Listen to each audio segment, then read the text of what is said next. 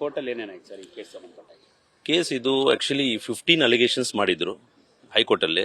ಅದರಲ್ಲಿ 13 ಅಲಿಗೇಷನ್ಸ್ ಅಲ್ಲೇ ರಿಜೆಕ್ಟ್ ಆಗಿತ್ತು. 3 ಅಲಿಗೇಷನ್ಸ್ ಮೇಲೆ ಇವತ್ತು ಕೇಸ್ ಬಂದಿದ್ದು. 3 ಇಲ್ಲಿ ಇವಾಗ ನಮ್ಮ ಪರವಾಗಿದೆ. ಅವ್ರು ಕೇಳ್ತಾ ಇರೋದು ಒಂದೇ, ನೀವು ಯಾವುದಾದ್ರೂ ಮುಚ್ಚಿಟ್ಟಿದ್ದೀರಾ ಅಂತ ಕೇಳಿದಾಗ 172 ಕೋಟಿ ರೂಪಾಯಿ ನಾವು ಡಿಸ್ಕ್ಲೋಸ್ ಮಾಡಿದ್ದೀವಿ. ನಾವು ಯಾವುದೂ ಮುಚ್ಚಿಟ್ಟಿಲ್ಲ. ಈಗ ಅಲ್ಲಿ ಕೇಸ್ ಇದಾಗಿದ್ದು ಎಲೆಕ್ಷನ್ ಪಿಟಿಷನ್ ಆಗಿದ್ದು BBMP ಟ್ಯಾಕ್ಸು ಅಂತ. BBMP ಟ್ಯಾಕ್ಸು ಅವ್ರು ಡಿಮ್ಯಾಂಡ್ ನೋಟಿಸ್ ಕೊಟ್ಟ ಮೇಲೆ ನಾವು ಕಟ್ತೀವಿ. ಡಿಮ್ಯಾಂಡ್ ನೋಟಿಸ್ ಕೊಡೋಕ್ಕಿಂತ ಮೊದಲು ಕರೋನಾ ಟೈಮಲ್ಲಿ ಹೋಟೆಲ್ಸ್ ಎಲ್ಲ ಕ್ಲೋಸ್ ಆಗಿರುವಾಗ BBMP ಟ್ಯಾಕ್ಸ್ ಸ್ವಲ್ಪ ಹಿಂದೆ ಮುಂದೆ ಆಗಿರುತ್ತದೆ. ಆದರೆ ಡಿಮ್ಯಾಂಡ್ ನೋಟಿಸ್ ಕೊಟ್ಟ ಮೇಲೆ ನಾವು ಕಟ್ಟಬೇಕಾಗಿರೋದು ಅಂಥದ್ದು. ಅದ್ರ ಮೇಲೆ ಇದಾಗಿತ್ತು.